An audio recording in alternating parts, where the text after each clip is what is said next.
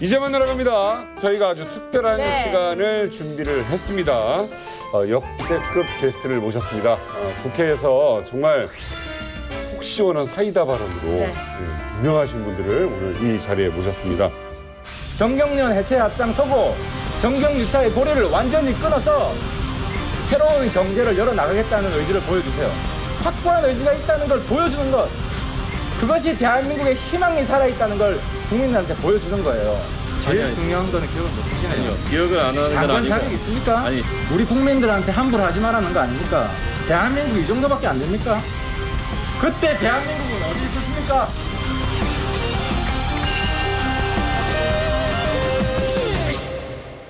제가 직접 자, 잠시만요. 저한테 노려보는 태도거나 아나무인적 태도로 거만하게 답변하시면 안 됩니다. 관료에게 갑질을 하러 이곳에 나와 있는 게 아닙니다.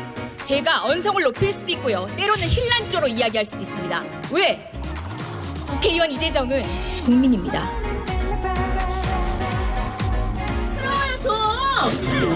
아 시끄러워요. 아니 귀여운 척하기는 좀 해주세요. 귀여운 척하지 말고 좀 귀여운. 아이고 봐주세요. 귀여운 척 봐주세요. 봐주세요.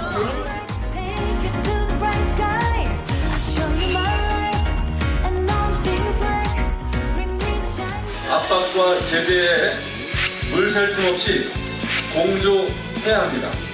어떤 이유에서 잘못을 했는지, 무슨 잘못을 했는지, 은폐를 제대로 못해서 경고한 것이 아닌지, 지난 여름에 너희가 한 일을 다 알고 있다.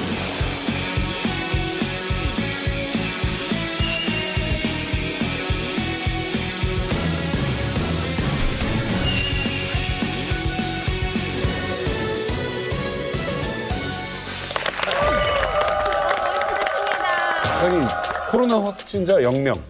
믿으세요? 안 믿죠. 안 믿지만은 또 우리를 위해서도 도와줘야 된다. 북한도 고마워할 것 같지가 않단 말이죠. 안 받겠다고 했다 뭐 이런 얘기를 하시는데 사실과 다릅니다. 당연히 내가 이제 한마디만. 왜냐면 그렇기 때문에. 시작됐다. 내가 민주당 의원님들 만날 때마다 이야기하는 게 있어요. 민주당 의원 만날 때마다 얘기하셨다고 하는데 저 만나고는 얘기 안 하시고 이 자리에 처음 들었습니다. 했다는데 왜 주냐? 이걸 주면 된다느니 저걸 주면 된다는데 무슨 필요가 있어요 지금? 이건 오늘 처음 공개하는 건데 최초 공개 있어요. 백신과 치료제 개발 기술이. 아마 처음 들으실 것 같은데요. 실제 북측에서 코로나 진단 키트를 요청해 온 적도 있었습니다. 야, 오늘 이 앞에 강이 흐르고 있는 것 같고요. 강 건너 불구경이 정말 재밌네요. 야.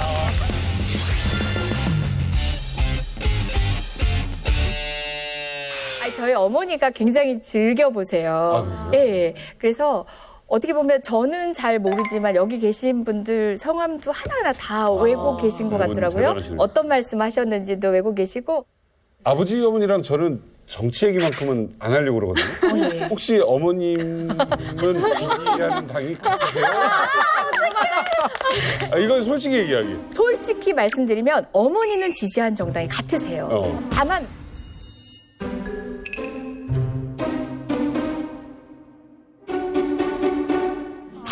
우리 외할머니는 제가 마음에 안 제가 드시나 보다. 제가 2번일 때도 1번 찍으시고 제가 2번일 때도 1번 찍으시고 제가 1번일 때도 2번 찍으시는 분입니다. 아니, 솔직히 그럴 수 있잖아요. 예, 예. 네. 집안에서는 정치 얘기 안 하잖아요, 명절에. 예, 예. 그럴 수 있어요. 정치로는 효도 못 하겠어요. 저는 인생에 굉장히 큰 전환점이 된 게 사실 여기 계신 분들 때문에 네. 제가 좀 세상을 다시 보게 되고 네. 뭐 또 철도 들고 또 인권 문제에 대해서 또 폭넓게 알 수 있게 되고 어떻게 보면 또 국회에 와 있는 것도. 아니, 오늘 이만갑에 오시면서 이렇게 꼭 누군가에게 내가 좀 사과할 게 있다라고 말씀을 하시다고 들었어요? 제가 여기 와서 사실 강철한 대표랑 인연이 아주 오래되는데 그러세요? 아무튼 엄청 많이 만났어요. 횟수를 꼽을 수도 없이 네. 국회 들어오기 전에는 더 자주 만났고 네. 근데 이제 못한 이야기가 있었어요. 어떤 일? 이야기 들으시면은 놀라실지도 모르겠는데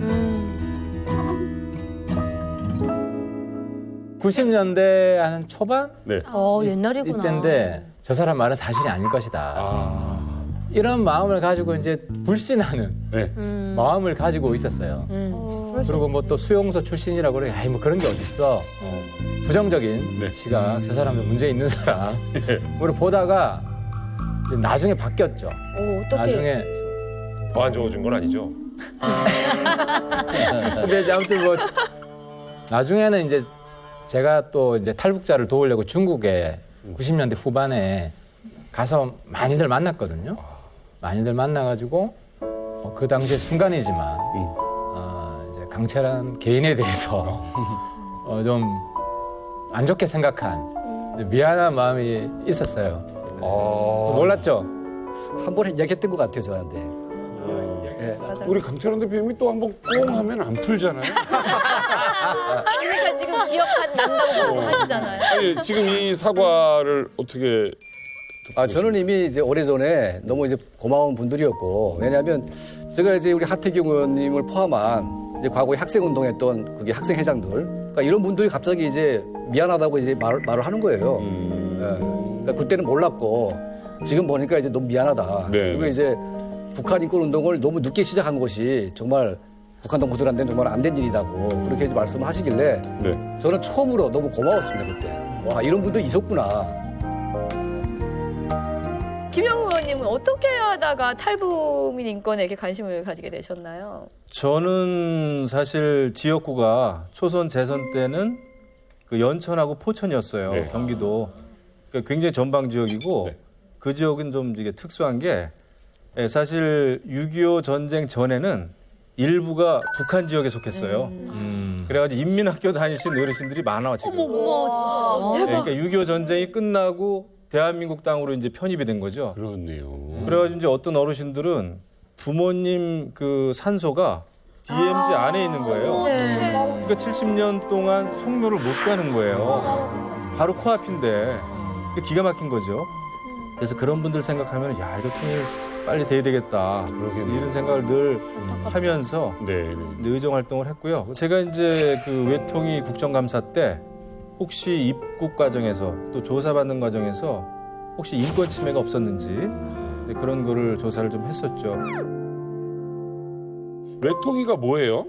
외교통상위원회. 외교통상위원회. 외교통일위원회입니다. 네, 뭐 그래도 괜찮습니다. 예전에는 외교통상은 뭐예요? 예전에는 외통이 있었던 게 사실입니다. 그래서 제가 예전에 받은 명함에 분명히 외교통상 뭐 이렇게 써 있었어요. 그 명함도 받았어? 예? 저 나름 만찬에 초대받은 사람이잖아요. 무슨 만찬이야? 저 시진핑 부주석 때 정우찬 총리 만찬에 이런 분입니다. 같은 테이블에 있었죠. 그 역사를 좀 말씀드리면 예전에는 통해통이라고 그랬어요. 이게 통일외교통상위원회 통해통이었다가 외통위로 갔다가 그러니까 외교통상위원회로 갔다가 말씀하신 대로 지금은 그냥 외교통일위원회가 됐죠. 굉장한 분들 모시고 오늘 이만가 오늘 시작을 해보도록 하겠습니다. 이게 일반 토론 프로그램은 아니기 때문에 막 이렇게 막 경매에서 싸울 필요는 없잖아요. 그러니까 본인들의 주장을 하시고 근데 그래도 이 주제에 있어서 이거만큼은 안 되겠다 하실 때는 손을 이렇게 드시고 에이 그건 아니지 한 번씩 발언할 기회를 더 드리겠습니다. 에이 그건 아니지. 김정은이 어떻게 나오냐인데 그건 아니지. 그러니까 우리가 김정은이 북한이 지금 그렇다니. 그렇게 하고 있다. 자, 홍현익 박사님 정말 개그 안 치시는 분이에요. 아니, 내가 이제 한마디만. 왜냐면 나한테 이틀 연속 1000명대를 기록했습니다. 특히 서울에서 역대 최다 규모의 확진자가 나왔습니다. 크리스마스를 앞두고 거리두기 3단계가 시행될지 관심이 모아지고 있습니다. 방심과 방관, 만성화된 현상들을 철저히 경계하면서 긴장되고 동원된 태세를 항상 견지하고 비상 방역전을 강도 높이 전개해 나가고 있습니다.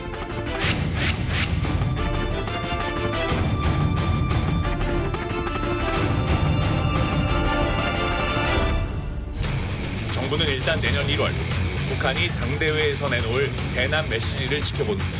백신 지원에 대한 구체적 방안을 검토할 계획입니다.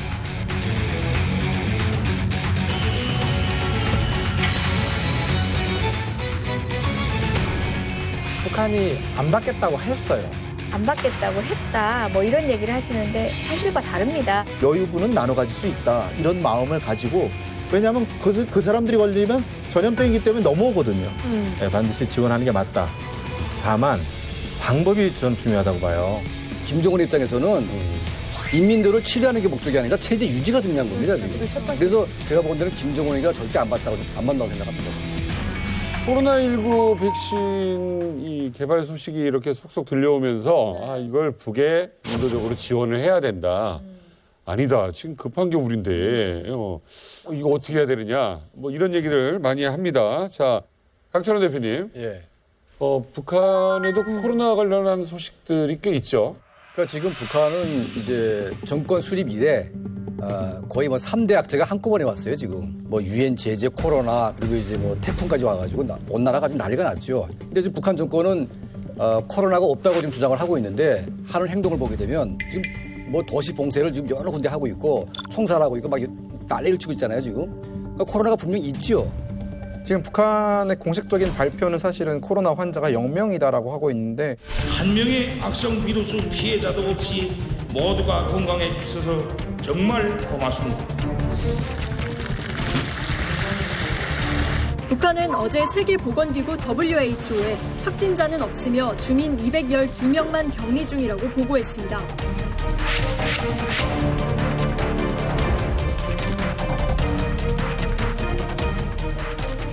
그와는 다르게 이제 얼마 전에 국제보건기구에서 밝힌 바에 의하면은 북한의 코로나 방역 단계가 최고 수준에 이르렀다라고 발표가 났었거든요. 불안하니까. 무엇보다도 대중적인 방역 분위기, 전인민적인 자각적 일치성을 더욱 고조시켜 강철 같은 방역 체계와 질서를 확고히 견지해 나가야 합니다. 어제 북한 내 감염자는 물론 의심 환자도 없다고 밝힌 북한. 그러나 미국의 소리방송은 같은 날 북한이 유니세프에 코로나19 대응 관련 개인 보호용품 지원을 요청했다고 밝혔습니다.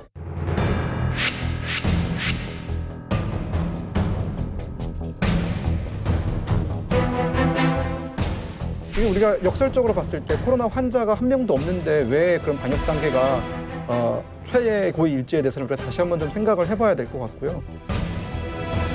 저희도 제일 궁금한 게 코로나가 거기는 어떻게 됐냐를 정말 계속 물어보는데 물어볼 때마다 환자가 없다예요.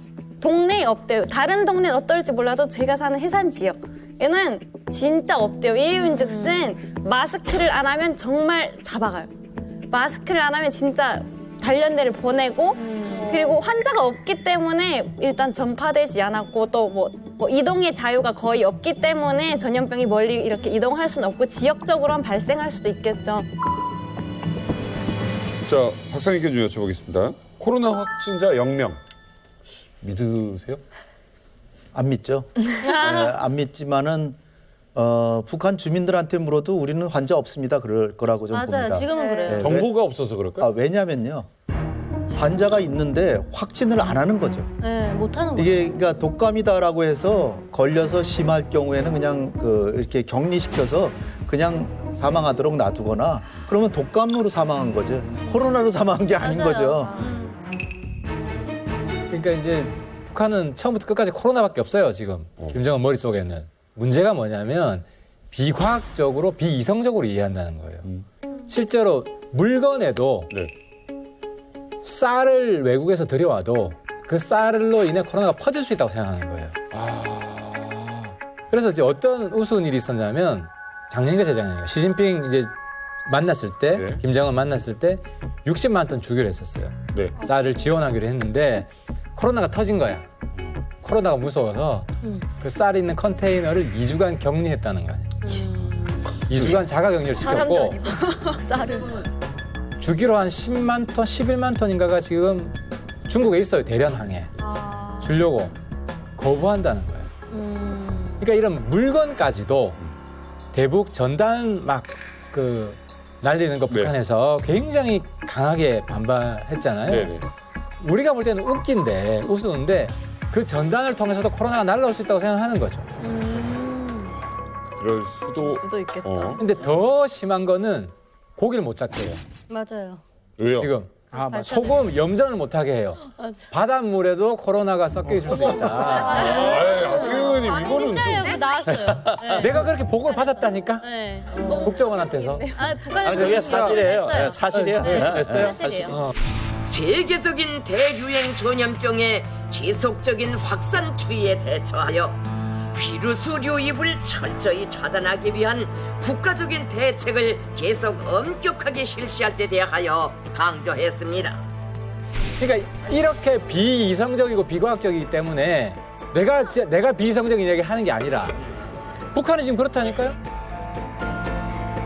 봉쇄라는 것이 방역에 가장 유효적절한 것인지에 대해서 우리도 의문을 품고 있고, 그리고 그렇게 강력한 봉쇄 조치를 취하고 있는 북한에도 코로나가 있을 것이다라고 짐작하고 있잖아요. 그런 것처럼 우리는 북한의 상황이 같이 연동돼서 공동 방역이 되지 않으면 대한민국의 방역도 어려운 겁니다. 치료제를 북한 주민을 위해서, 북한의 또 생존 인권을 위해서뿐만 아니라 대한민국의 어떤 방역을 위해서도 대지열병이든 또 병충해 피해든 간에 공동으로 해야 될 영역이 있는데, 그런 영역 중에 가장 시급한 영역이 바로 코로나19 대응이 아닐까 싶고요. 우리하고는 상대가 안 되는 의료 수준이라는 걸 생각을 해서 오히려 그분들에게 지금 이 의원님 얘기하신 것처럼 그분들을 백신을 도와주고 치료제를 도와주고 하는 거는 우리가 모자랄 때 도와주는 건 사실 말이 안 되죠. 근데 우리가 어느 정도 긴급한 상황인 분들을 치료하고 백신을 놔준 다음에는 여유분은 나눠 가질 수 있다. 이런 마음을 가지고, 왜냐하면 그 사람들이 걸리면 전염병이기 때문에 넘어오거든요. 우리를 위해서도 도와줘야 된다. 이런 열린 마음을 가지고 상대를 해야 되지 않을까. 사실 우리도 아직 없어요. 그래, 우리나라도 백신. 없어. 근데 이제 우리가 예를 들어서 어느 정도 이제 우리가 백신이 확보가 됐고 이제 여유가 좀 생겼습니다. 지원을 해야 됩니까 말아야 됩니까? 저는 반드시 해야 된다고 보죠. 더더군다나 여유가 생겼다면은 그건 해야 되고요. 네. 그다음에 가능하면은 북한의 노약자, 또 가능하면은 또 영유아부터 좀 하는 게 어떤가 이런 생각을 하죠. 제가 이제 그 탈북자들 쭉 만나면은 일단 너무 영양 상태가 안 좋아요. 그 면역 상태가 안 좋고, 그래서 그런 백신이 이제 제 기능을 할 수 있을지 저는 그게 오히려 걱정이 되는 거예요. 네네네. 그런다면 만약에 지원한다면 시기는 어느 정도면 적당하다고 생각해요? 저는 일단은 이제 백신이 우리가 상용할 수 있을 만큼 된 다음에, 그리고 또 국내 상황이라는 것도 분명히 필요하죠. 우리가 지도자가 결정해서 한다가 아니라 국민의 합의를 통해서 하는 것들이니까 상황에 대한 판단을 함께 해주셔야죠. 이건 아니지. 이건 아니지. 북한이 안 받을 거라고 봐요. 받는다고 보는데 왜 안 받느냐? 있어요. 백신과 치료제 개발 기술이. 북한에 있어요. 이게 뭐 러시아나 중국 쪽 말씀하시는 거예요? 훔쳤어요. 최근에 이제 제약사 해킹 뉴스를 보셨을 텐데. 네, 이번.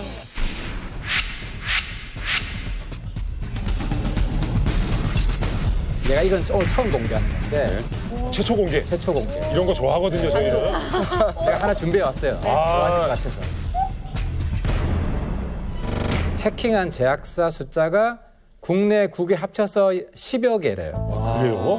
예. 우리가 뉴스에서는 한 서너 군데. 막 국내에만 그럴 거예요. 근데 이제 한 10여 개인데 지금 아직 수사가 끝나지 않은 거예요.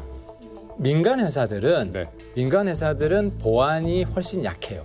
우리 한국의 이제 정부나 관공서는 국정원에서 관리하기 때문에 강한데, 그래서 그 정도는 굉장히 쉬워요, 훔쳐가기가. 그래서 아마 치료제랑 백신 치료 그 정보는 이미 가져갔고, 그래서 아마 북한은 일단 외부에서 안 받고 우리가 개발해서 이제 수령님이 실행 능력은 있다고 보세요? 그걸로 이제 만들 수 있는 인력이 있느냐 하는 거는 좀 더 봐야 돼요. 좀 더 봐야 되는데, 어쨌든 김정은 입장에서는 이제 해봤잖아요. 미사일이나 핵도 없었는데 자기들이 다 만들어봤기 때문에 할 수 있다고 생각해요. 그래서 아마 안 받고 지금 굉장히 열심히 그 제2자연과학에서 하나요? 아무튼 어디 연구원에서 그걸 주고 지금 개발을 시키고 있을 거예요. 그러니까 이제 북한이 그 해킹이라는 게 우리가 너무 우습게 보는 경향이 있는 것 같아요. 왜냐하면 북한 정권은 이미 80년대부터 해킹 부대를 키워왔고 최근 10년 동안 최고의 두뇌들이 결집해 가지고 막대한 예산을 지금 투입했기 때문에 얘네들의 해킹 수준이 거의 미국하고 비슷하다는 말도 있어요 지금. 지금 북한이 이런 그 신종 코로나가 지금 최악의 상태에 직면해 가지고 그걸 해결하는 게 최대 목표인데 북한의 해커 부대가 거기에 집중할 수밖에 없는 거죠. 어디까지 그런지는 알 수 없지만 저는 충분히 가능성이 있다고 봅니다. 우리가 뭐 그 백신에 여유가 있으면은 반드시 지원하는 게 맞다. 다만 방법이 전 중요하다고 봐요. 이 우리가 누구에겐가 도움을 줄 때 말이죠. 도움받는 사람들의 그 심경을 저는 좀 헤아리는 게 더 먼저 아닐까 싶어요. 지금 북한에서는 코로나 청정 지역이다라는 걸 몇 차례 발표를 했고 이런 상황에서 백신 주겠다 하면은 북한도 고마워할 것 같지가 않단 말이죠. 그래서 저는 오히려 사전에 남북 간에 접촉이 있어야 된다고 봅니다. 그리고 북한이 받을 준비가 돼 있고 준비 의사가 있을 때는 우리가 발표를 해도 된다고 봐요. 그래야 주는 사람 받는 사람 이게 모양새가 좋지. 지금 이게 잘못하면은 남남 갈등 일어나죠. 지금 그렇지 않습니까? 지금 백신이 없는 상황에서 우리가 부족해도 주겠다. 라는 식으로 이제 그 통일부 장관, 국무위원이 이야기하니까 지금 우리 지금 대한민국에서도 확진자가 막 수백 명씩 걸리는 상황에서 우리 국민들이 어떻게 생각하겠어요? 아니, 내가 이제 한마디만. 왜냐면 나한테? 아니, 민주당 의원이 계시기 때문에 내가 민주당 의원님들 만날 때마다 이야기하는 게 있어요. 이미 우리 정부가 알고 있어요. 북한이 안 받겠다고 했어요. 그래서 내가 통일부 장관 자꾸 비판하는데 통일부 장관이 자꾸 북한 나쁜 나라 만들고 있다. 우리한테 안 받겠다고 했는데 왜 자꾸 준다고 하냐. 북한 이제 코로나 초기에 북한 세관에 키트가 들어갔었어요. 진단 키트. 근데 왜 남쪽 거 받지 마라 그랬는데 그러니까 위에만 퍼지고 밑에까지 아직 지시가 안 떨어진 거예요. 세관 다 감옥 갔어요. 그거 받았다고요? 예. 그러니까 이게 자꾸 우리는 없으니까 줘야지 하는데 북쪽은 우리랑 생각이 달라가지고 그러니까 북한을 이해하려고 노력을 해야 돼요. 우리 쪽에서 오는 건 전부 다 코로나 물품이라고 생각해요. 심지어 진단 키트도. 그러니까 바닷물을 고기 못 잡는다고 하는 거 아니에요.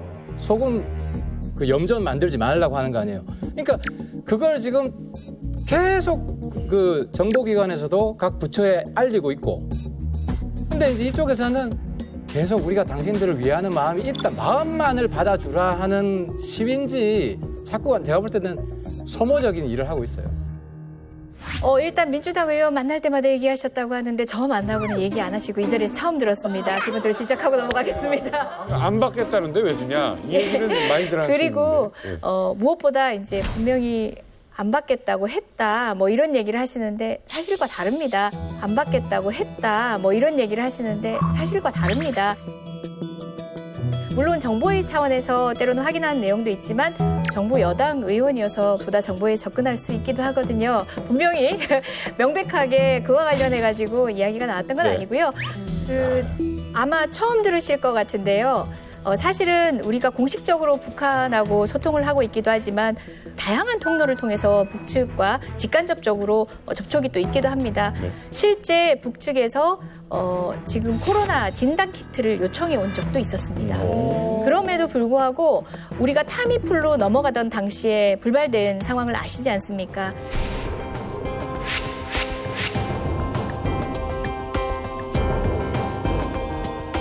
유엔사를 통해 가지고 결국은 DMZ 통과하는 것 자체에 대해서 허가를 받지 못해서 못 들어간 적이 있고요. 사실상 북한으로서는 어떤 상황이 확정되기 전에 먼저 제한을 할 수가 없는 상황이 된 겁니다. 그런 입장도 고려를 해야 될 타임이고 무엇보다 치료제가 빨리 완성돼야죠. 백신과 치료제 이게 우리가 분명히 알아야 되는 게 백신은 만약에 개발이 되면 우리 온 국민이 다 맞아야 되는 거예요. 5천만 개가 필요해요. 대한민국에도. 근데 치료제는 환자한테만 주는 거잖아요.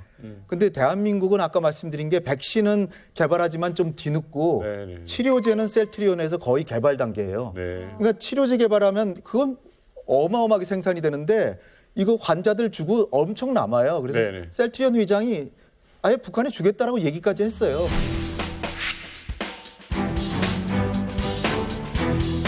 중요한 거는 백신과 치료제를 구분해서 봐야 된다는 거죠. 그러니까 백신 같은 경우는 북한이 환자가 아무도 없다.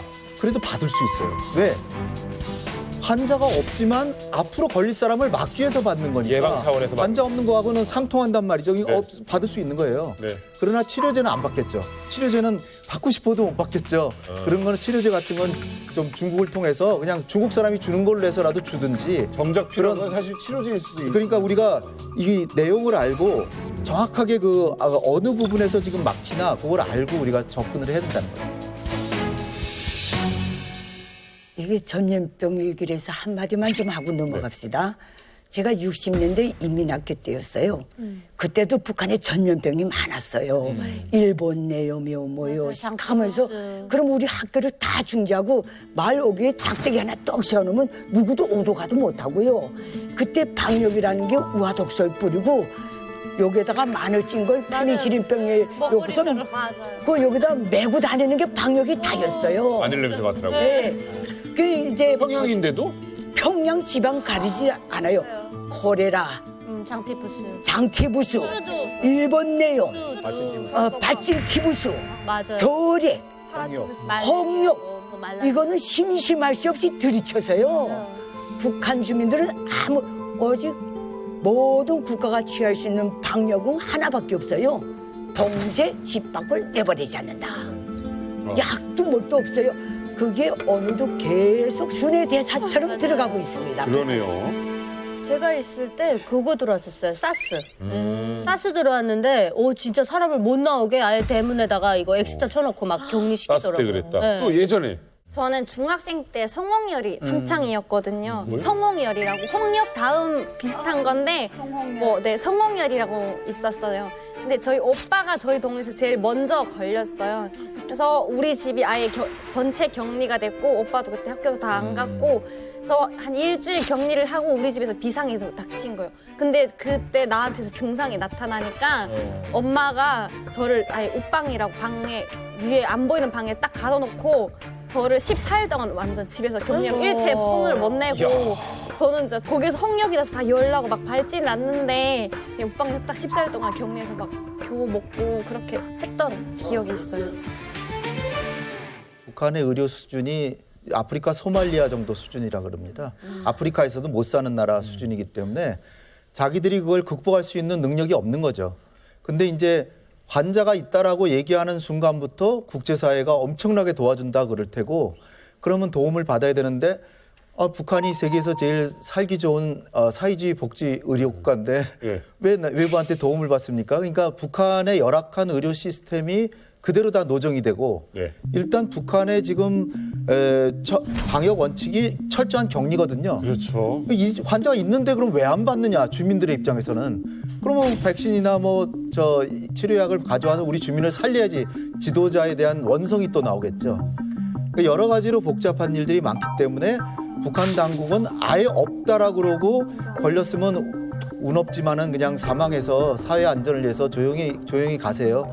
이런 방식으로 해서 사회를 유지시켜가는 게 아닌가. 만약에 코로나로 인해서 사람이 죽고 있다. 환자가 막 널려 있는데 그런데도 아마 김정은은 안 받을 거예요. 그럴 때는 우리가 강제로 줘야 돼요. 그래서 실제로 북한 주민들한테 가는 게 중요하지 계속 준다 생각나고 실제로는 못 주는 그리고 남북관계가 악화되는 이런 결과가 나올 것입니다. 그러니까 백신을 떠나서 대북 지원, 그러니까 북한 지원에 대해서 저도 좀 너무 민감하게 생각을 해야 된다고 생각하는 게 우리는 북한 주민을 위해 정권을 상대하는 거잖아요. 근데 실제 우리가 지원한 것이 주민에게 나는 내가 엄마 뱃속에 있을 때부터 북한에서 20년 살 동안 어디로부터 지원을 받은 적이 없었던 것 같아요. 그리고 그 지원 물자는 정말 소수 그들만의 것이 될 거라고 저는 생각을 하고요. 실제 주민으로서 공짜로 지원받은 적은 정말 1%도 없었다고 생각을 하거든요. 저는 사실 이 말을 우리 탈북민들한테 하기가 정말 창피합니다. 왜냐하면 아까 쌀 지원하고 백신 지원했는데 한 분도 못 맞으셨다고 했잖아요. 구경도 못해. 저는 구경했거든요. 그러니까 왜 특수부대다 보니까 그 쌀 지원 다 왔고요. 소고기 지원 막 왔습니다. 저는 소고기를 잡아먹으면 총살당한다는 걸 제대돼서야 알았습니다. 그리고 백신 전 다 맞았어요. 사스 백신도 다 맞았고. 그러니까 너무 미안한 거죠. 그런데 북한의 인권이 중요하다. 그러면 북한의 특권층만 인권이 있는 겁니까? 고난행군 때 정말 제 학교 동무가 죽어나갔어요. 네. 3명 정도가 죽어나갔는데 그때 사실 우리 정부에서는 쌀을 지원한 걸로 알고 있어요. 그렇지만 그 쌀을 과연 정부에서는 주민들에게 풀었으면 안 죽었겠죠. 300만 명이. 그러니까 제가 아까 계속 똑같은 걸 넣고 다른 분야로 얘기를 하는데 저는 그런 것 같아요. 과연 북한 체제를 유지하는 데 있어서 2천만이면 2천만 국민, 3천만이면 3천만 국민이 개개인이 다 필요한가가 중요한 거예요. 김정은의 입장에서 300만 굶어 죽어나가는 거 아무것도 아니에요. 우리가 굶어 죽어나갈 때 솔직히 당에서 내려와서 검사 한 번 안 했어요. 왜 굶어 죽었느냐. 이 동무가 왜 죽었는지 몰랐어요, 제가. 그랬는데 들어보니까 쑥독이 올라서 죽었대요. 저는 쑥도 먹으면 죽을 수 있다는 걸 그때 알았던 겁니다. 그러니까 항상 북한에 경제협력 해야죠. 왜? 북한 주민들한테 요만큼 쌀 한 톨이라도 떨어지는 거면 해야 돼요. 그런데 이게 정확하게 관리감독으로 이루어져서 정말 정말 노예같이 사는 정말 우리가 말하는 농포들 그런 저계급층에 있는 사람들까지 기회가 공평하게 주어지는 그런 찬스라면 무조건 도입해야죠. 예, 그러니까 사실 우리가 북한을 도와줄 때 과거에 이제 김대중 노무현 정권 때 많은 거를 도와줬잖아요. 근데 그 도움을 준 것에 대한 결과물을 우리가 연구한 적이 없어요. 그러니까 이제 뭐 식량 몇십만 톤씩 주고 현금도 많이 줬잖아요. 그런데 저희가 느끼는 것은 북한 인민군대 다 갔다고 저는 느끼고 있어요. 북한 권력 집단하고. 그리고 실제로 가야 될 북한 인민들에게는 거의 안 갔기 때문에 이것은 북한 정권의 구조적인 그 자체 모순 때문에 그렇게 된 겁니다, 이게. 김대중 노무현 정부 때 북한에 쌀과 비료 주고 이랬던 거는 애초에는 이제 우리가 그냥 주면서 모니터링을 해야 되겠다 이렇게 했는데 절대로 못 받겠다 그러지. 그러면서 그러면 그냥 주지 말고 빌려달라 갚겠다. 그래서 사실 김대중 노무현 정부에서도 저걸 과연 갚겠나 능력이 될까 그러면서도 빌려주는 식으로 했는데 결국은 못 받았죠. 그러니까 어떻게 보면 준 게 아니라 빌려준 거니까 일단 명분상으로는 모니터링할 수가 없었는데 제가 생각할 때는 뭐 일부 빼돌린 것도 사실일 가능성이 커요. 저도 그렇게 보는데 그러나 이걸 아셔야 돼요. 북한에 절대적으로 쌀이나 이게 식량이 부족하잖아요. 우리가 지원한 물량이 20만 톤, 30만 톤 가면 그게 어쨌든 북한 내부에 풀립니다. 군으로 가든 당간부를 주든 그러면 수요가 충족이 되죠. 근데 북한 주민들이 지금 배고파서 굶지 않게 해서 하는 게 뭐냐면 장마당에 가서 쌀을 사요. 근데 그 쌀값이 만약에 우리 안 주면은 굉장히 비싸요. 그럴 거 아니에요. 쌀이 턱없이 부족하니까. 근데 여기저기 뭐 우리가 준 게 설사 군으로 간다 그래도 쌀이 다 충족이 되니까 시장 가격이 굉장히 떨어져요. 그러니까 못 사는 사람도 사 먹고 굶어 죽지는 않는다는 얘기죠. 그렇기 때문에 100% 다 모니터링이 안 되고 하더라도 인도주의적 목적을 중시한다면 줄 필요가 있는 거예요. 제가. 하태경 의원님이 오늘처럼 많이 웃은 날이 없는데 지금 얘기에 별로 동의를 안 하신 게 이렇게 웃으셨어요. 아니 안 하세요? 하태경 의원님도 준다면서요. 거기서 원하면 준다면서요. 달라. 안 받겠다는 사람, 사랑 주겠다는데 안 받겠다는 사람 계속 주겠다는 게 스토킹이죠. 스토킹을 하고 있다는 거죠. 남쪽은 북쪽에 대해서. 받겠다면 주실 거죠? 빨리 사과하세요. 물론 받겠다면. 받겠다고 무조건 주는 거죠. 그러니까 우린 다 같이 준다는 거에 일치해요. 내가 이제 타협안을 마련할게요. 북한에서 받겠다는 각서 받아오면 내가 찬성해. 맞죠. 북한에서 받겠다는 각서나 아니면 공식 발표를 하면 내가 우리 당 동해 설득해서 주도록 할게요. 여기 계신 분들이 많은 분들이 북한 인권에 굉장히 관심이 많으시잖아요. 네. 그런데 인권 중에 가장 중요한 것은 생명 그리고 신체 안전입니다. 그런 차원에서 우리가 뭐 정치적 입장을 차치하고서라도 북한 인권의 차원에서도 필요한 것이기도 합니다.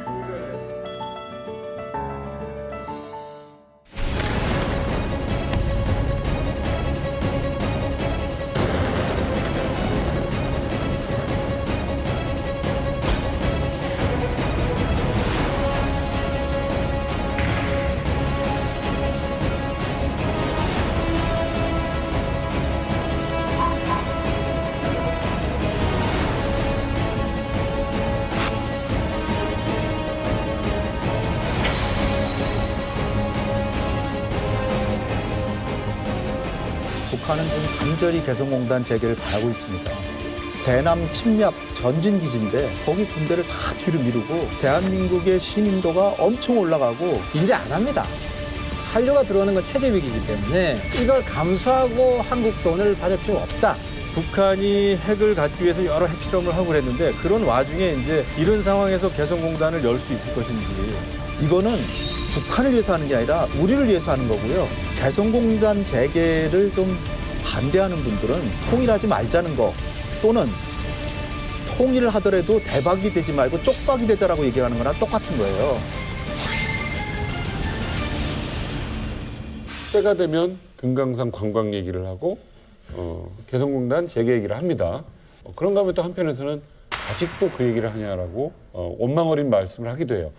우리가 이제 대북 정책을 세운 데 있어서 정말 한순간도 잊지 말아야 될 거는 궁극적으로는 북한이라고 하는 사회를 정상 국가를 만드는 게 목적이 돼야 돼요. 그러니까 결국은 북한이 제대로 된 국제사회의 일원으로 정말 기능하기 위해서는 개혁과 개방을 해야 되죠. 당연히 북한 정권이 북한 주민을 위한다면은 개혁과 개방을 안 할 이유가 없는 거예요. 근데 북한 정권의 목표는 북한 주민의 사실은 행복이나 인권이 아니거든요. 그렇죠. 맞아요. 네, 그게 이제 문제가 있는 겁니다. 그렇기 때문에 우리가 북한을 지원할 때도 좀 복잡해지는 거예요. 개성공단? 사실은 그거의 가장 큰 이유는 북한으로서는 현금이 들어오기 때문에 그렇습니다. 그렇죠. 그게 매년 1,000억 원 이상이 들어갔어요. 지금까지도 10조 원 가까이 이제 들어갔기 때문에 그 돈을 가지고 사실은 2,500만 주민들에게 쓰일 수 있었으면은 15년 이상 쌀을 살 수 있는 금액이에요. 옥수수로 치면 한 25년 살 수 있는. 근데 그걸 안 하고 있거든요. 그래서 우리가 북한 정권과 북한 주민을 분리해서 사고할 수 있는 지혜가 좀 필요합니다. 금강산 관광 재개는 찬성이십니까? 안 됩니다. 금강산하고 개성공단 재개에 있어서 우리가 가장 중심적으로 생각해야 될 것은 대한민국 국민의 안전이에요. 일단은. 지금 상황이라면은 안전을 담보할 수 없다. 저는 대한민국 국민이 자칫 인질로 잡히는 것이 억류되는 것이 가장 큰 요인이라고 보거든요.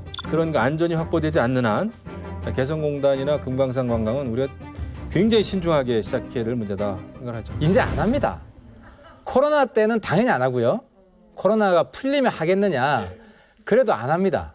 안 하는 두 가지 이유인데 당시 개성공단 금강산 할 때는 김정일 때 할 때는 북한의 시장 경제가 그렇게 활성화되지 않았어요. 한국에서 한류가 좀 들어가더라도 달러가 필요하다고 해서 한 건데 코로나가 좀 풀리면 중국하고 다 해요. 거래를. 그래서 한류가 들어오는 건 체제 위기이기 때문에 이걸 감수하고 한국 돈을 받을 필요가 없다. 이게 하나가 있고 두 번째는 그 당시에는 북중 교류가 많지 않던 때였어요. 처음 개성 시작할 때는. 지금은 중국이랑 해요. 중국 기업들도 많이 들어와 있어요. 지금 코로나 때문에 이제 중단돼 있지만 중국 수준으로 월급을 줍니다. 그러니까 기존의 개성공단은 한 1, 20만 원 한국에서 주는 게 그 정도였는데 중국하고는 제조업에 한 80만 원, 90만 원 줘요. 그럼 이제는 똑같이 안 주면은 한국 기업을 할 이유가 없는 거예요. 금강산 얘기 좀 해주세요. 지금 안 받지. 왜냐하면 중국 사람 다 받으면 되는데 왜 한국 사람 굳이 받아가지고 한류 들어가고 안 그래도 지금 북한에 한국 드라마, 영화, 노래 유행해가지고 막 애들 머리도 염색도 하려고 그러고 저희들끼리 아이돌 댄스도 추고 그런 것만 단속하단 말이에요. 못 보게 감옥에 집어넣기도 하고. 근데 한국 사람들 왜 굳이 받겠어요? 오히려 북한이 저는 개성공단을 원하지 않는다의 한 표입니다. 저 역시 마찬가지입니다. 단둥이라든지 인력 파견을 통해서 더 많은 달러를 벌어들일 수 있습니다. 그런 상황에서 굳이 이제 예전에 개성공단을 시작하던 당시처럼 대한민국이 필요하지 않은 거죠. 관광 역시 마찬가지입니다. 그런 차원에서 저는 대한민국의 이익을 위해서 그러면서 우리가 잃어버리는 북한과의 경제 네트워크에 대한 선정권들을 다 중국이 하고 서구의 다른 나라들은 나름의 방식으로 모색을 하고 있는데 우리만 뒷전이 되는 거죠. 결국은 개방이 되는 어느 시점에는 같은 민족이라는 이유만으로 우리가 요구할 게 없어진다는 거죠. 그때와 지금은 다르다는 거죠. 그렇게 저인력의 경제협력이 앞으로도 가능할까? 새로운 모색은 결국 우리의 필요에 의해서 해야 한다. 방법? 어떻게? 그건 우리가 필요한 만큼 우리가 찾아야 한다. 이재정 의원님을 좀 도와드려야 되는데 조금은 좀 생각이 다릅니다. 북한은 지금 간절히 개성공단 재개를 바라고 있습니다. 북한은 지금 간절히 개성공단 재개를 바라고 있습니다. 바라고 있는데 개성공단이 이제 가동될 때는 개성뿐 아니라 황해도, 평안남도까지 경제가 다 영향을 받고 다 좋았어요. 그 정도로 북한의 순기능적인 역할을 하고 우리 입장에서 보면 개성이 진짜 대남 침략 전진기지인데 거기 군대를 다 뒤로 미루고 대한민국의 신인도가 엄청 올라가고 이거는 북한을 위해서 하는 게 아니라 우리를 위해서 하는 거고요. 그리고 제가 이제 요 말씀 들으면 좀 기분 나쁘신 분도 있을지 모르지만 개성공단 재개를 좀 반대하는 분들은 통일하지 말자는 거 또는 통일을 하더라도 대박이 되지 말고 쪽박이 되자라고 얘기하는 거나 똑같은 거예요. 통일을 하더라도 대박이 되지 말고 쪽박이 되자라고 얘기하는 거나 똑같은 거예요. 우리 북한 사람들 5만 명을 1년 내내 우리가 원하는 일을 시키잖아요. 그게 1,000억 원이에요? 1,000억 원이면 뭡니까? F-15 한 대 값도 안 돼요. 이게 뭐 핵개발에 들어간다라는 말들하는 분들은. 핵개발은요. 북한이 20년 동안 핵개발을 했다 그러면 2조 정도 들었어요. 1년에 1,000억 원씩이에요. 그러면 북한의 1년 예산이 20조, 15조, 20조예요. 그럼 1년 예산에 200분의 1만 저축을 하면 핵을 개발할 수 있어요. 개성공단 전혀 안 해도 핵을 개발하는 데는 아무 문제가 없다는 얘기예요. 그러니까 우리나라 국방비가 얼마예요? 50조예요. 그러면 개성공단에 1년 임금 주는 게 1,000억 원이라 그랬죠? 500분의 1이에요. 그럼 0.2%.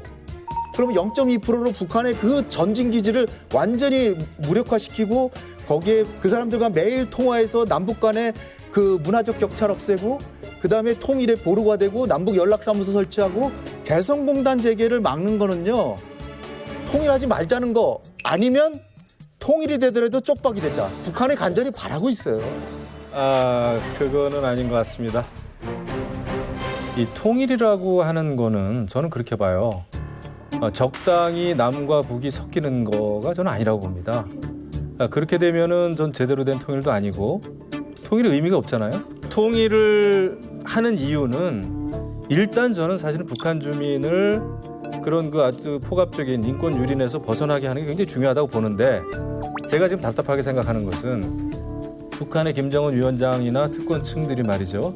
개성공단 이런 것을 그런 목적으로 활용하느냐 말이죠. 그거에 대해서는 검증은 필요한 겁니다. 우리가 우리의 선의만 가지고 남북이 아무런 목적이 없이 우리가 아무런 대책이 없이 그냥 만나서 사진 찍고 회의하고 개성공단 열어가지고 현금 주면 이게 통일로 가까워가는 것인가 말이죠. 이거에 대해서는 우리가 냉철한 판단이 좀 필요하다고 보고 그다음에 북한이 핵을 갖기 위해서 여러 핵실험을 하고 그랬는데 그런 와중에 이제 개성공단이 닫게 됐고 얼마 전에는 이제 연락사무소까지 폭파시키지 않았습니까?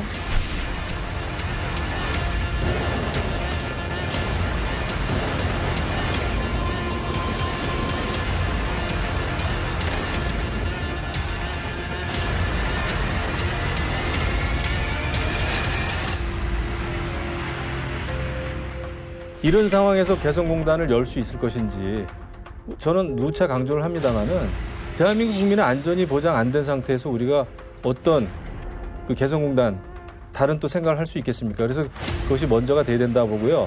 개성공단을 열지 않으면은 반통일 세력이다? 이거야말로 흑백 논리죠. 그거는 저는 굉장히 위험한 그 흑백 논리고 진영 프레임이다 생각을 합니다. 김 의원님께서 뭐 우리 국민을 위협했다거나 이런 말씀을 하시는데 정확하게 말씀드리면은 북한이 장거리 로켓을 쏘니까 닫은 거예요. 그러면은 장거리 로켓 쏘는데 개성공단의 우리 직원이나 근로자들이 위협을 당했을까요? 대한민국 국민의 안전이 보장 안 된 상태에서 우리가 어떤 그 개성공단 다른 또 생각을 할 수 있겠습니까? 그래서 그것이 먼저가 돼야 된다 보고요. 그러면은 개성공단에 대해서 우리가 한미연합훈련하면 북한은 위협을 느끼니까 개성공단 닫아야 되겠네요. 전혀 논리가 맞지 않는 거예요. 전혀 논리가 맞지 않는 거예요. 그런 방식의 사고는 남북관계를 아예 하지 마라. 적대적으로 가라. 그러면 결국 나오는 건 뭐예요? 북한이 핵을 만들어서 정면으로 우리 핵을 위협하거나 아니면 핵 만들다가 제재받고 몰락하는 건데 그렇게 해서 급격하게 몰락하면 그거는 바로 쪽박 차는 거예요. 쪽박이 아니라 대박이 되게 하려면 북한이 경제 수준이 지금 우리의 53분의 1인데 동서독 같은 경우에 보면 70%까지 따라와 있는데 지금 2%밖에 안 돼요. 3%. 네네. 그럼 그 사람들 언제 그 사람들을 60% 70% 만들 그게 어마어마한 우리가 세금으로 내야 되는 거예요. 그러면 그런 방식의 지금 남북 관계를 하자고 하는 거는 남북 관계 하지 말자고 하는 것이나 아니면은 통일이 되더라도 북한의 급변사태로 통일이 되더라도 쪽박 차지하는 거나 마찬가지예요. 세금을 어마어마하게 내게 될 거예요. 우리 정확히 합시다.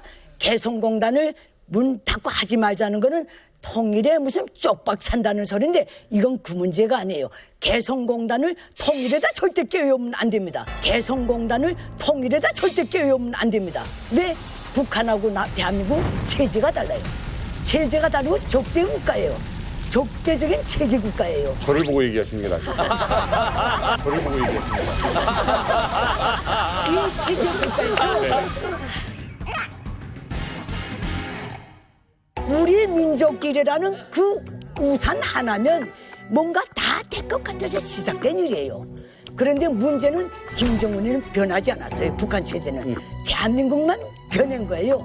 김정은이는 김일성, 김정일, 김정은 어디까지 한 톨도 안 변했는데 대한민국만 정치가 대통령이 계속 바꾸다 나니까 스스로 변에 앉아서 우리가 변했으니 민주화를 했으니 북한도 그렇게 됐을 것이다. 이렇게 해서 다 나온 거예요. 김일성 족속은 자기의 이해관계가 100% 맞을 때 끌고 나가는 거지 대한민국은 적이고 언제나 수복해야 될 대상이고 그런데다 대고 이걸 가져가야지 통일의 쪽박을 안 찬다니 그건 모르겠어요. 그러나 우리 자유 대한민국이 가지고 있는 이 당당함과 정리를 가지고 북한 김정일을 김정은 족속을 기회를 드려야지. 아이 뭐 하는 소리니까 지금.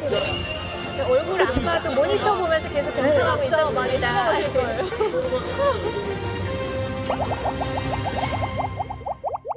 지금까지 북한에 투자한 단 한 개의 기업도 성공한 적이 없습니다. 다 망했어요, 그냥. 그럼 이게 왜 망하냐? 북한 정권 자체가 기업을 할 수 있는 자유가 없는 나라입니다, 이게. 그래서 개성공단만큼은 정말 대한민국식으로 딱 해가지고 북한 전체 기업인들에게 희망을 주는 그 역할을 해보고 싶다. 그런 희망을 가졌었는데 개성공단을 관리하는 주체가 군부가 가지고 있기 때문에 원천적으로 다 군부에 가게 돼 있고 월급은 노예가 돼 있고 자유가 없고 이런 거 해서 뭐합니까? 그리고 여행 같은 경우에도 마찬가지입니다. 다 풀어놓고 같이 만나자 하면 되는 건데 그거 안 되지 않습니까? 북한 정권 유지한테 가장 좋은 기회와 무기는 배고픔과 굶주림, 고난의 임금과 같은 국가적 위기였거든요. 이걸 가지고 주민을 통제했고 지금까지 정권을 유지했는데 이 좋은 무기를 깨뜨릴 만한 지원과 일체의 모든 경제 활동을 북한 정부가 원하지 않기 때문에 대북 지원, 경제 활동하면 좋겠죠. 근데 그로부터 창출된 이익의 1%는 주민에게 갈 수가 있겠죠. 관리 감독에 의해서. 나머지 90%가 그 주민을 관리하는 어떠한 무력에게 간다면 결국 우린 현상을 유지하는 것밖에 안 된다고 생각을 해요.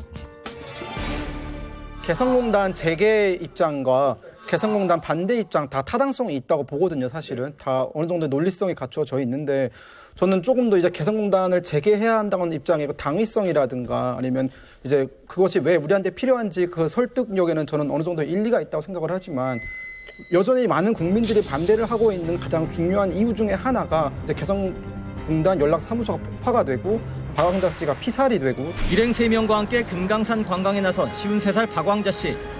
어제 금강산 특군의 비치 호텔에 묵었던 박 씨가 오늘 새벽 5시쯤 숨진 채 발견됐습니다.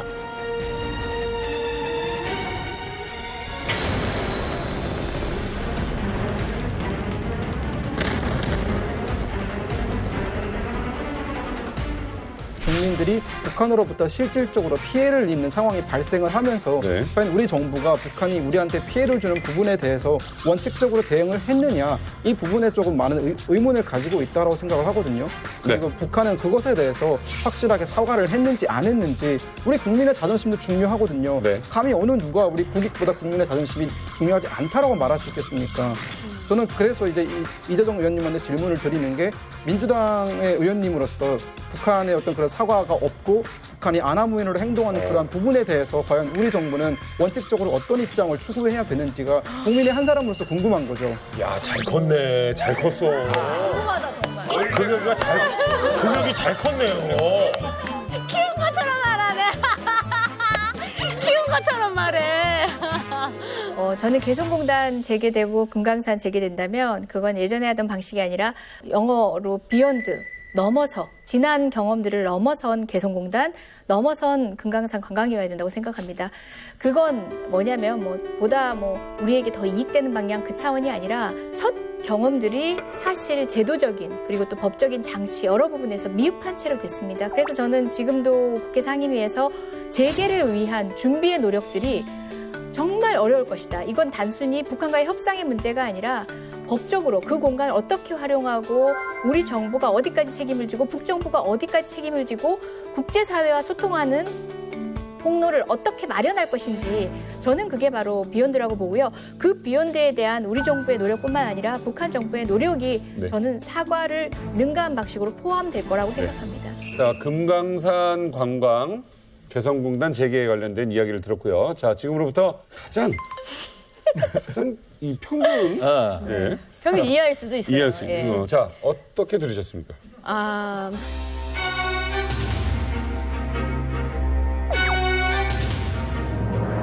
이렇게 생각해보면 어떨까? 마을에 학대를 당하는, 아빠에게 학대를 당하는 아이들이 살고 있는데 맨날 굶어. 근데 그거를 걔네들 어떻게 하면 밥을 먹일까를 고민을 하는 거죠. 맞아. 밥을 누군가가 몰래 들어가서 차려주고 나왔을 때 그건 아빠가 다 먹을 게 분명한데 맞아요. 그 남은 반찬 찌꺼기라도 아이들이 먹을 수 있냐를 또 얘기할 수 있는 거고 이걸 가지고 의논하면 이건 다 정말 따뜻한 의논이잖아요. 이 따뜻한 토론을 왜 언성을 높이면서 할 것인가.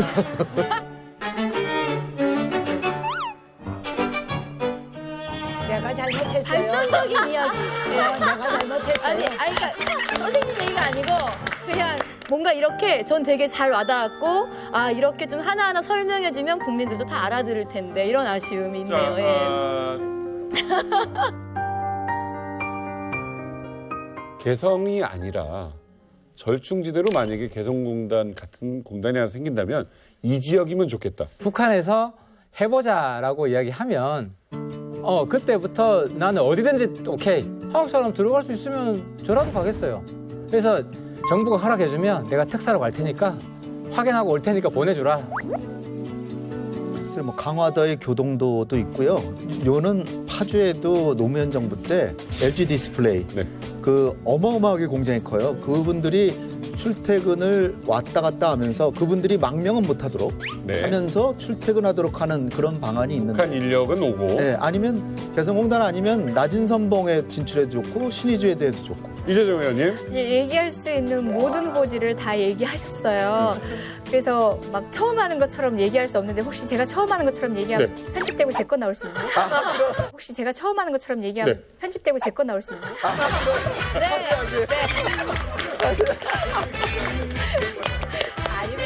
아니 사실 저는 접경 지역에 경제 특구를 만드는 법안이 지금 국회에 계류 중이에요.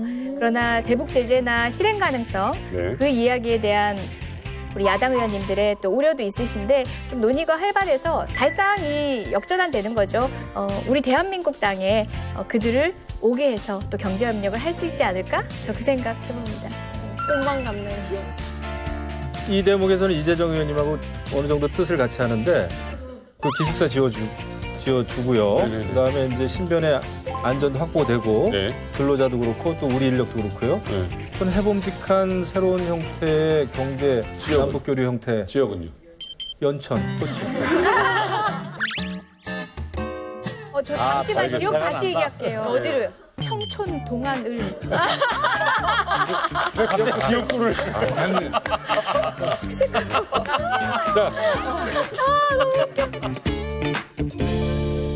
이제 2020년이 얼마 남지 않았습니다. 올 연말에 국제사회에 깜짝 놀라게 할 만한 이슈가 있었는데요. 바로 미국의 새 대통령이 뽑힌 일이죠. 평소 감정 기복이 심하고 쇼맨십에 능한 트럼프와는 달리 바이든의 성격은 신중하고 원칙주의자라고 합니다. 이런 바이든의 당선에 가장 민감하게 반응하고 있는 한 남자, 바로 김정은인데요. 자, 김정은은 바이든의 당선 이후 북한 외교관들에게 미국을 자극하지 마라, 라는 말을 한 채 지금껏 침묵을 일관하고 있다고 합니다. 과연 그는 지금 무슨 생각을 하고 있을까요? 올해 한국 나이로 79세, 역대 미국 대통령 중에 최고령인 대통령 당선인 바이든, 그리고 북한의 최연소 지도자의 만남. 바이든 대 김정은, 김정은 대 바이든. 2021년 한국, 북한, 미국 이 삼각관계는 어떻게 치러지게 될까요? 김정은은 단연 트럼프가 되길 바랬겠죠. 김정은이 보기에는 트럼프만큼 쉽게 다룰 수 있는 사람이 없다. 저 사람은 잘만 연구하면 조금 기분만 맞춰주면 나를 쉽게 만나주고 그리고 나를 국제 지도자의 반열에 올려다주고 핵을 포기하지 않아도 그냥 친서만 해서 조금 아부성 얘기만 해주면 좋아하고 그러니까 트럼프랑 지내는 게 굉장히 편하다. 어영부영 나는 핵 보유국이 될 수 있다. 제가 볼 땐 김정은은 그래서 트럼프가 되길 더 바랬지만 우리 민족의 미래를 생각하면 바이든이 된 게 오히려 더 잘 된 게 아니냐 이렇게 봅니다. 트럼프 대통령하고 김정은 위원장은 몇 년 동안 어떻게 보면은 그 연애를 잘 해왔어요. 그 연애 편지 러브레터도 왔다 갔다 하고. 그러니까. 근데 지금 갑자기 이제 양쪽 집안에서 반대해가지고 김정은 위원장한테 다른 집에 지금 중매를 서게 된 상황이에요. 완전히 생판 처음 보는 남자를 만나야 되는. 그러니까 이제 김정은 위원장으로서는 굉장히 아쉽죠. 여태까지 나름대로 세계 무대에 말이죠. 트럼프 대통령하고 나란히 섰었고 이목을 집중시킬 수 있었는데 지금 이제 그게 깨진 거 아닙니까? 그리고 바이든 그 대통령 당선자는 그 미국의 최연소 상원 의원이 됐었어요. 29살에. 그래가지고 지금 최고령 대통령이 또 되는 거 아닙니까? 그 40년 넘도록 그 7선 상원 의원을 지냈어요. 또 상원의 외통위원장을 2번씩이나 지냈습니다. 또 미국의 부통령을 2번이나 했어요. 그러니까 이제 외교에 관해서는 아주 최고의 전문가죠. 그건 뭐냐면은 굉장히 이제 원칙적으로 외교 관계를 풀어갈 가능성이 크죠. 그렇다면은 트럼프 대통령처럼 정말 이렇게 한번 빅 이벤트 한 번씩 하고 말이죠. 이게 이제 안 통하는 거죠. 이런 상황이라면은 김정은 위원장은 굉장히 답답할 겁니다. 그러면 현재 바이든이 된 건 그렇게 좋은 일은 아닐 것이다, 김정은에게. 당혹스럽죠. 네, 당혹스럽죠. 저는 좀 다른 관점에서 바라보는 게 누가 되길 바랬다라고 단정적으로 이야기할 수 있는 것이 아니라 지금 국면에서 바이든 대통령에 기대하는 바는 트럼프 대통령이 지속했던 대화에 어느 정도 독자적 라벨로 브랜드를 가지고 자기만의 방식으로 대화를 소통을 이어갈 것이다라는 기대는 저도 하고 있고 아마 북은 그런 측면에서의 룸을 보고 있지 않을까 싶기도 합니다. 한 가지 좀 또 덧붙일 내용은 북핵 문제다 해가지고 이제 지금은 이제 북한의 핵 문제를 해결하는 게 사실 남북 관계에 있어서 제일 중요한 문제 아니겠습니까? 그렇죠? 또 그렇게 되고 있는데 바이든 그 당선자는 북한의 인권 문제를 본격적으로 들고 나올 가능성이 큽니다. 여태까지 계속 지속적으로 북한의 인권 문제를 이야기해 왔거든요. 이거는 북한으로서는 굉장히 아픈 부분이죠. 이 문제를 이제 미국 민주당 또 바이든 대통령이 제기하기 시작하면은 그거와 맞물려 가지고 북한 핵 문제라든지 북미 문제, 남북 문제도 상당히 복잡해질, 더 어려워질 가능성이 좀 있다. 실제로 북한 주민들은 이렇게 미국에서 선거를 한다 이런 걸 알고는 있을지. 어쨌든 금역군에게 좀 여쭤보겠습니다. 김일성 종합대학을 또 나왔으니까 북한 엘리트 학생들은 이런 얘기를 좀 나눌까요? 어느 정도 나누는데 한계가 있습니다.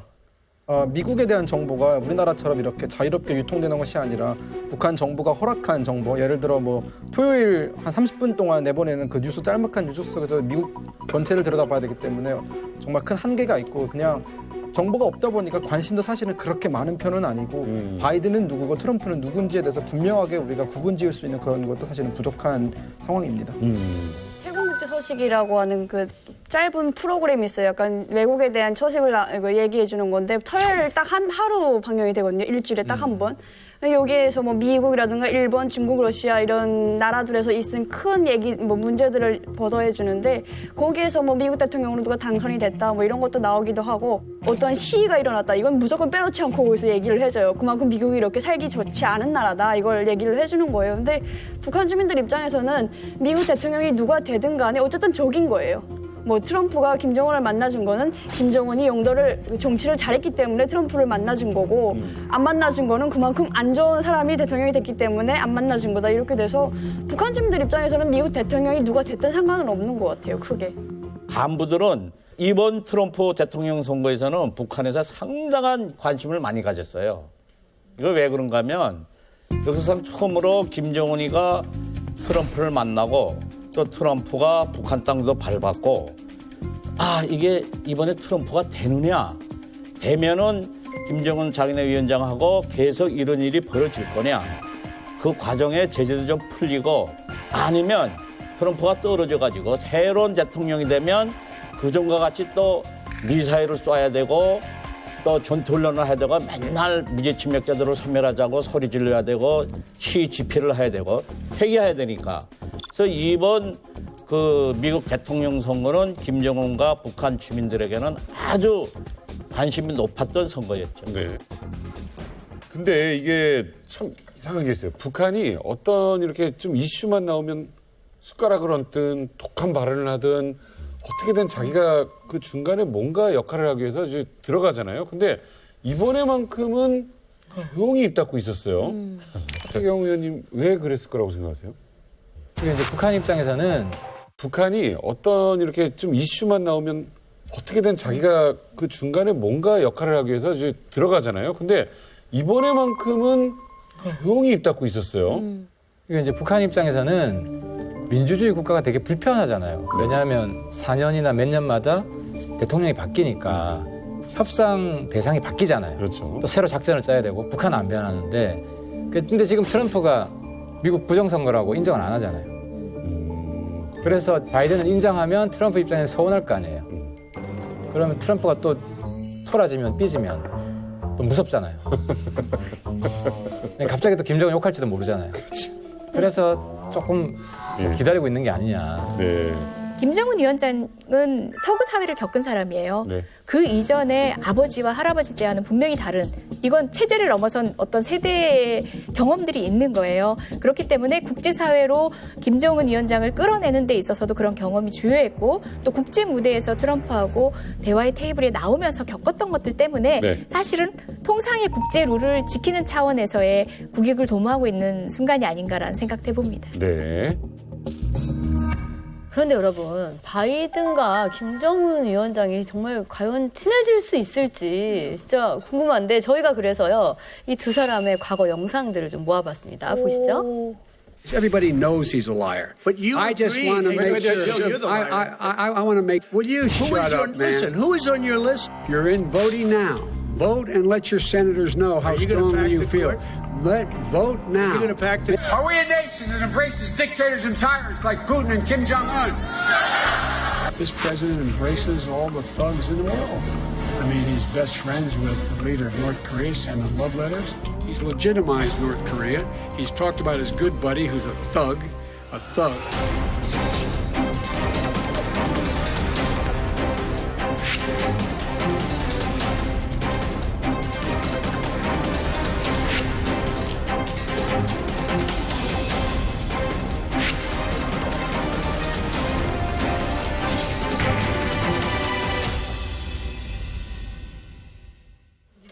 저희들은 그냥 미쳤어가 아니라 왜 이렇게 무서워 말이. 읽기도 민망할 정도로. 몽둥이로 때려 잡는다니.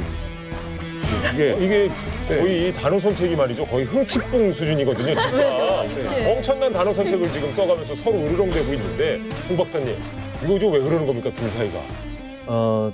트럼프가 정상회담을 쉽게 그 김정은을 만나서 바이든의 표현에 따르면 김정은을 고립에서 탈피시켜 준 것뿐은 아니라 미국 대통령과 같은 반열에 서게 했다. 맞아요. 창피한 일이다. 뭐 이런 식으로 이제 얘기를 했거든요. 그리고 거기 이제 효용사를 붙이죠. 그 폭력배 김정은을, 또 살인마적 그 독재자를 뭐 이런 얘기를 하니까 북한의 노동신문 뭐 이거 쓰고 가는 사람이 가만히 있을 수 있어요? 그러니까 이 미친 개를 때려잡아야 돼. 몽둥이가 약이다. 뭐 이런 식으로 나오고 해서 굉장히 말이 험악했는데 중요한 건 뭐냐면 지금부터 3년 전 트럼프가 이제 대통령 돼가지고 이제 한참 이제 뭐 강력한 대북 제재하고 막 그랬을 때예요. 그때 네, 오늘 미국은 중국을 전에 없이 압박했습니다. 북한에 보내는 원유 공급을 완전히 차단하라고 요구했습니다. 트럼프 미국 대통령이 북한에 대한 경제 제재를 1년 더 연장했습니다. 이달 말쯤 한반도의 항모전단 등의 전략 자산을 집중 대체하는 방안을 검토 중입니다.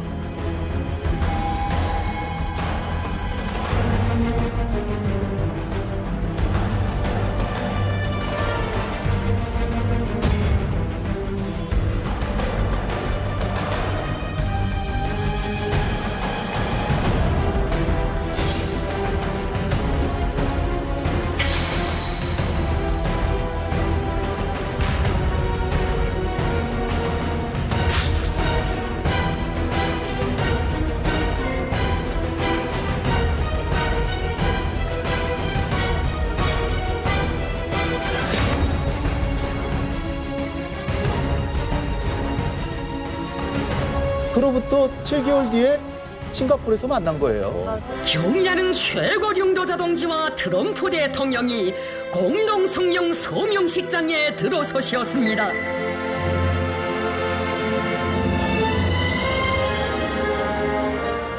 우리 문재인 대통령이 잘만 이렇게 해서 다리만 잘 놔주면 내년 봄에라도 다시 또 바이든하고 김정은하고 만나지 못할 법이 없습니다.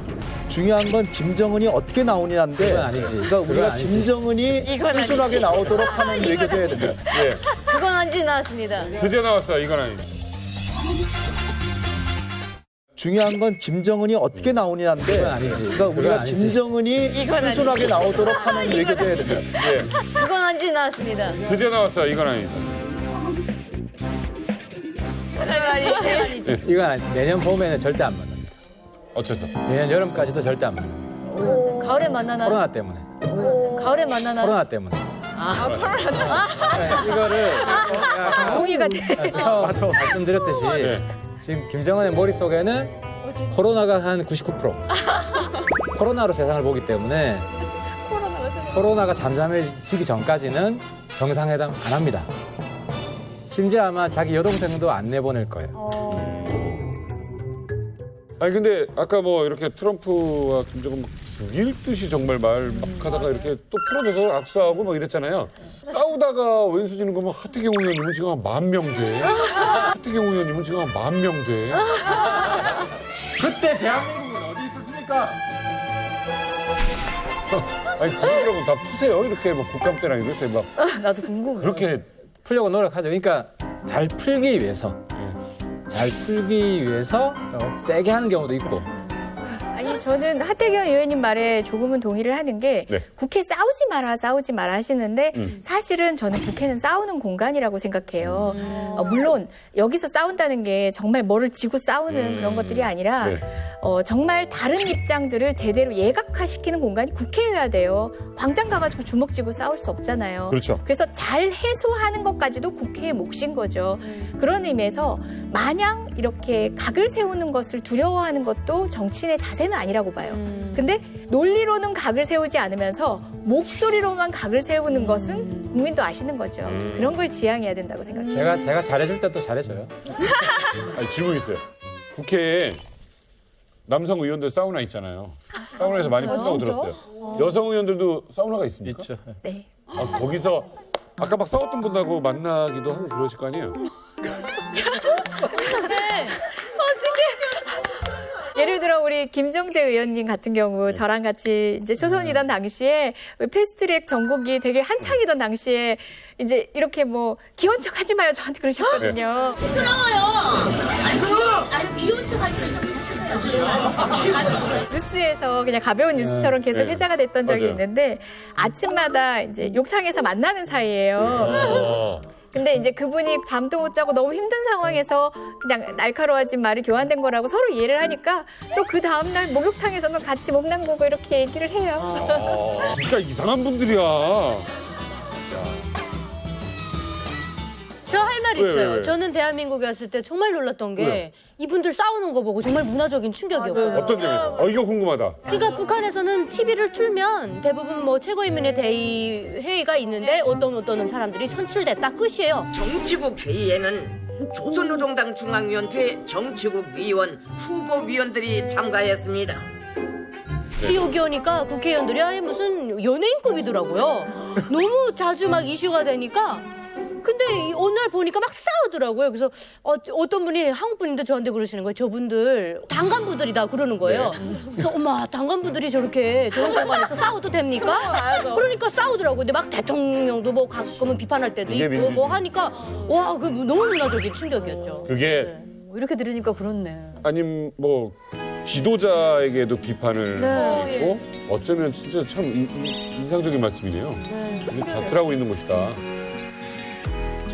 자, 이번에는요, 2021년 남북미 관계. 자, 바이든 당선은 북한에게 있어 신의 한 수일까 악수일까에 관련된 이야기입니다. 2021년 북한에 바이든식 고난의 행군이 온다. 바이든식 고난의 행군. 고난의 행군이란 말만 들어도 일단 누구시기든 다 무서운데. 정윤아 씨, 고난의 행군 정리 좀 해주시죠. 글쎄, 제가 생각하는 고난의 행군 이게 지역마다 다르게 왔거든요. 근데 포괄적으로 봤을 땐 90년대 초반, 그러니까 소비에트 유니언이 붕괴되면서 그 다음에 이제 북한의 그 후차적으로 일어났죠. 그래서 90년대 초반에서부터 뭐 어떤 사람은 2000년대 중반에 끝났다 그렇지만 제가 볼 땐 아직도 고난의 행군입니다. 네.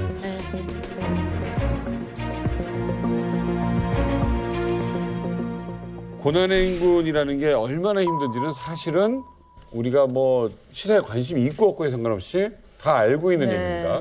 자, 근데 바이든식 고난의 행군.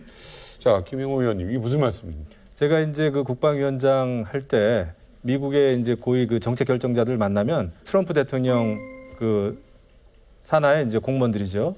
굉장히 사실은 좀 힘들어했습니다. 자기들이 뭔가를 이렇게 준비를 좀 해도 모든 게 탑다운 방식이라는 거예요. 그러니까 트럼프 대통령이 다른 결정을 내리면은 여태까지 한 게 완전히 그 다 그냥 그 무용지물이 되는 거죠. 근데 바이든은 그렇지 않을 것이다. 그러니까 적어도 바이든은 북한의 핵 문제, 북한의 인권 문제에 대해서 굉장히 이제 원칙적인 이런 단계를 밟아가면은 그만큼 시간은 길어질 것이고 이것은 곧 북한에게는 고난의 행군의 연장이 되는 거죠. 네, 그런 의미에서 아마 바이든 행정부 내에서는 북한이 또 다른 고난의 행군을 준비하지 않을 수 없다. 이런 생각이 들죠. 중요한 것은 바이든식 고난의 행군은 오지 않는다. 바이든식 고난의 행군은 오지 않는다. 왜냐하면 트럼프 때 우리가 바이든이 몇 가지 코멘트한 거, 또 대선 후보 때 얘기한 거 우리 많이 그걸 이제 근거로 많이 생각을 하잖아요. This president embraces all the thugs in the world. I mean, he's best friends with the leader of North Korea, sending love letters. He gave Kim everything that he wanted, legitimacy. He's embracing thugs. He's embracing Kim Jong-un, who is a thug. 근데 그거는 트럼프에 대한 비판을 위한 어떤 정파적인 판단이 많이 섞여 있는 거고, 최근에 당선되고 나서 이제 하는 얘기 들어보면 첫 번째로 인도주의적 지원은 나도 할 것이다. 그럼 인도주의적 지원이 뭐겠어요? 백신이나 뭐 아니면 식량이나 주겠다는 거고, 이 미국의 이산가족 상봉 이것도 자기가 적극적으로 나서겠다. 그리고 김정은이 핵 능력을 감축시키는데 동의한다면 만날 용의도 있다. 이게 정상회담이에요. 근데 조건이 있죠. 트럼프는 그냥 김정은 내 친구니까 만나. 그리고 합의도 안 하고 합의에도 안 지키고 뭐 이게 트럼프라면, 바이든은 글쎄 만나서 정상 간에 합의하려면 뭔가 문서를 만들고 실무회담을 해서 하자. 따라서 중요한 거는 북한이 어떤 태도로 나오냐. 근데 김정은의 지금 지시가 미국이 지금 화날 만한 일을 하지 말라라고 단속하고 있잖아요. 그 얘기는 김정은도 뭔가 미국과의 첫 단추를 잘해보려고 지금 생각하는 거예요. 왜냐하면 너무나도 어려우니까. 김정은의 태도가 조금만 이제 우리가 설득을 해서 이게 남한에서 또는 중국에서 미국에서 뭐가 들어와도 내 체제가 무너지지 않겠다는 확신만 주면 받고 또 대화하고 해서 첫 단추 깨고 신뢰 확인하고 나가면 전 잘 될 수도 있다고 봐요. 그렇지. 박사님이 말씀 주실 줄 알았는데 제가 조금 보충을 해야 될 것 같은 게요. 지금 북한은 국가경제개발 5개년 마지막 실행 연도입니다. 그게 뭐냐면 2016년도에 7차 당대회를 통해 가지고 노동당 대회를 통해 가지고 5개년 동안 경제 개발을 하겠다라고 했고 조선노동당 제1기소이신 경의하는 김정은 동지께서 첫째 의정 조선노동당 중앙연회의 사업 총괄에 대한 역사적인 결론을 하시었습니다. 사실 트럼프와의 관계에서 빨리 성과를 원했던 이유도 경제의 팔로를 찾기 위한 그래서 대중을 설득하기 위한 뭔가 결과물이 있어야 됐던 거죠. 결과물이 나올 때고. 그렇죠. 없는 성과라도 대중들에게 지금 보여줘야 될 상황인 거죠. 북한 지도자가 지금 북한 대중들을 설득하기 위해서는 경제에 대한 전망을 내놓지 않으면 안 되는 때라는 건 확실한 것 같습니다.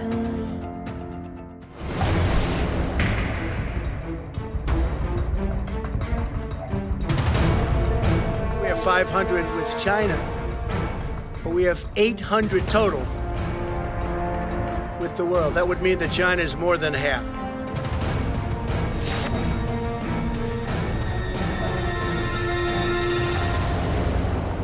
而试图极限施压，只会引发正当的反击。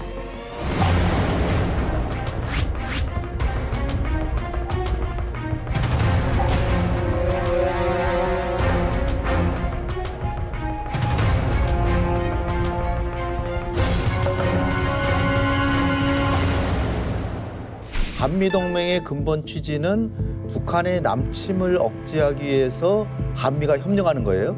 중국을 견제하기 위해서 한미동맹을 하는 건 아니란 얘기죠. 따라서 동맹의 본질적인 설립 목적을 생각하면 우리는 한미동맹을 중시하면서 전방위 우호협력 외교를 하면서 그런 차원에서 중국과도 협력을 전략적 동반자 관계를 맺어가는 것. 두 개를 다 지키는 게 중요합니다. 그리고 지금은 중국이 미국의 경제력의 70%까지 갔습니다. 지금 미국과 중국의 시장 규모가 같아요.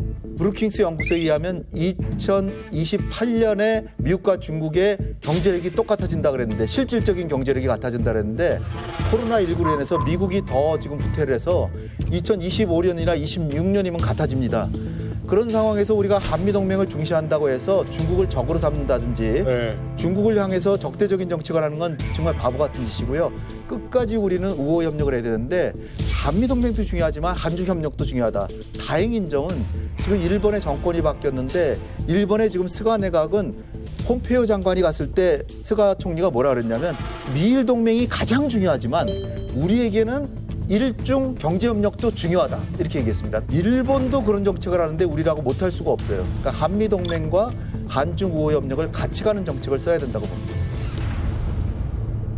제가 이제 국방위원장 하면서 세계 여러 나라 이제 사령관들 다 만나봤고, 그다음에 이제 나토 사령관도 만나고 그랬는데 다 그 사람들 얘기는 그겁니다.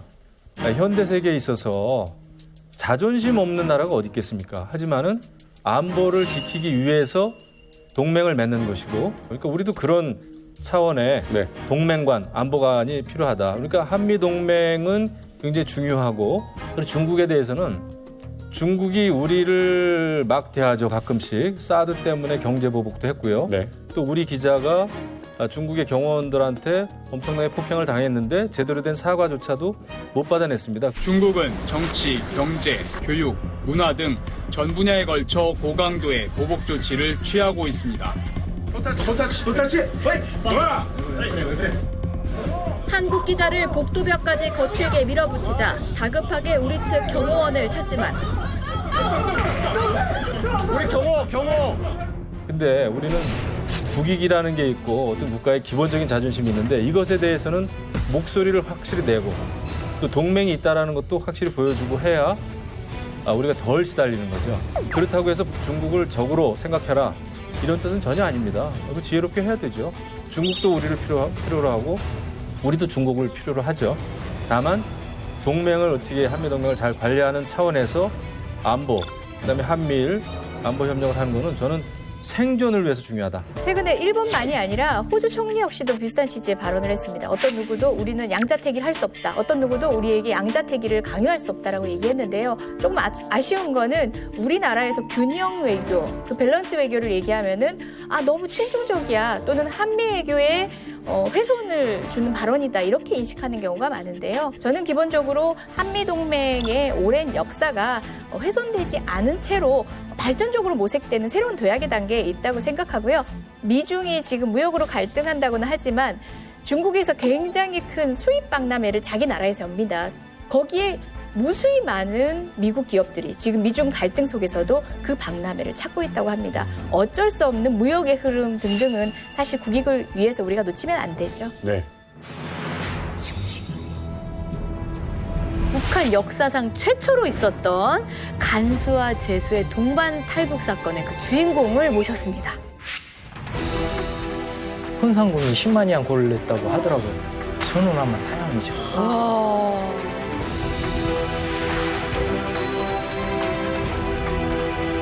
개인하고 개원의 관계는 하늘과 땅 차이거든. 충격적이죠. 그러니까 일반 사람들이 생각하기에는 제수가 같이 탈북하자 하는 거는 좀 납득이 좀 안 가죠. 북한에서 그런 영화 같은 일이.